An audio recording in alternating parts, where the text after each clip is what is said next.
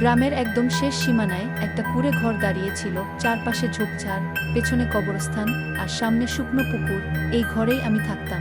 আমার নাম মালতী। লোকজন বলতো ওই কুঁড়ে ঘরের মেয়েটা অশুভ, কেউ কাছে আসতো না। কেন আসবে? আমার মা নাকি এই ঘরেই রাতে হঠাৎ মারা গিয়েছিল। আমি তখন ছোট। আজ এত বছর পরও রাত হলে এই ঘরের ভেতর একটা অদ্ভুত শব্দ হয়।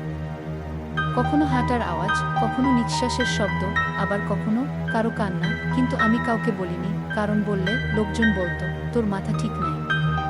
এক রাতে আমি হারিকেন নিভিয়ে শুয়ে পড়েছি, হঠাৎ টক টক টক মনে হলো কেউ দরজায় নখ দিয়ে খুঁজছে। আমি বুক চেপে ধরলাম, আবার শব্দ, মালতী, আমার নাম। গলা শুকিয়ে গেল। আমি ফিসফিস করে বললাম, কে? বাইরে থেকে ভাঙা কণ্ঠে একটা জবাব এল, দরজা খোল মা, আমি খুব ঠান্ডায় আছি। এই গলাটা আমি চিনি। এটা আমার মায়ের গলা। আমি দৌড়ে দরজার কাছে গেলাম, কিন্তু ঠিক খুলব এমন সময় মনে পড়ল মা তো মারা গেছে। আমার হাত থেমে গেল। ঠিক তখনই দরজার নিচ দিয়ে এক ফোঁটা পানি ভেতরে ঢুকল। পানিটা লাল, রক্ত। আমি চিৎকার করতে চাইলাম, কিন্তু গলা দিয়ে কোনো শব্দ বের হলো না। বাইরে থেকে আবার সেই কণ্ঠ, দরজা খোল মালতী, আমি ভেতরে ঢুকতে চাই। হারিকেনটা হঠাৎ জ্বলে উঠল। দেয়ালে একটা ছায়া দেখা গেল, লম্বা, চুল ছড়ানো। আমি তখন বুঝলাম এই কুঁড়ে ঘর শুধু ঘর না, এটার ভেতরে একটা ভয়ঙ্কর সত্য লুকানো আছে।